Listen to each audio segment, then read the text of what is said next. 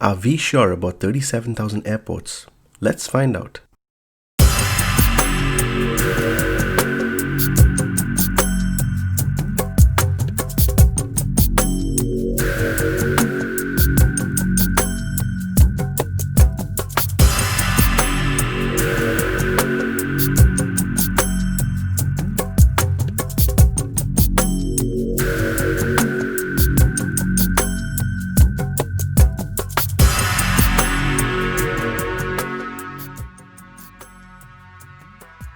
So welcome back to the channel. If you haven't subscribed already, go ahead and hit that subscribe button so I get notified for future releases. How's it going, guys? Alright, the release date is on the 18th of August. A lot of us are wondering many things right now. I don't blame you guys, it's the excitement.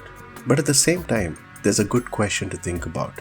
When Microsoft gave us the option to choose between 3 versions they intend to release, they just mentioned about 3 packages that include the standard version, the deluxe version, as well as the premium one. Now the difference between these 3 versions is basically 5 airports extra between the standard version as well as the deluxe. And if you pay $120, you get the premium version that would include 40 airports. Now this number, a lot of us are wondering, why are they just mentioning 40 numbers? Whatever happened to the 40,000 airports that was mentioned somewhere in the air?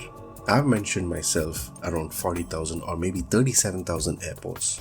Based on factual data, it's 37,000 airports Microsoft spoke about earlier. The good news is these 40 airports are handcrafted. That means they have every detail of the airport which shines amongst these 37,000 airports. Let's put these 40 airports aside, assuming they're the best airports. The rest of the 36,960 airports definitely are good airports.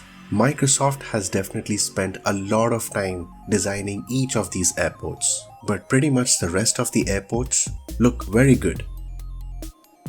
Asobo Studios have made sure that the rest of the airports would not look common, rather they do have the uniqueness. They've gone ahead and traced logical elements on the airports. So all these 37,000 airports have been manually edited. That means every one of these airports have been detailed particularly. The structure of each airport have been taken from Bing Maps as well as images from the satellite. Each of these airports have been aligned again to ensure that all the aspects that include the architecture of the airport, which are runways, taxiways, parking spots, the length of the runway, the width of the runway, have been made as accurate as possible. While all the details have been marked on the maps, surfaces would be defined using state-of-the-art tool that can include more detail on the surroundings of the airports. All the objects that surround the airport include more details that have reflections on the runways as well as tire marks. This also includes making sure that the contrast as well as the colors are very natural as possible. That gives a realism. We have seen windsocks in a few videos,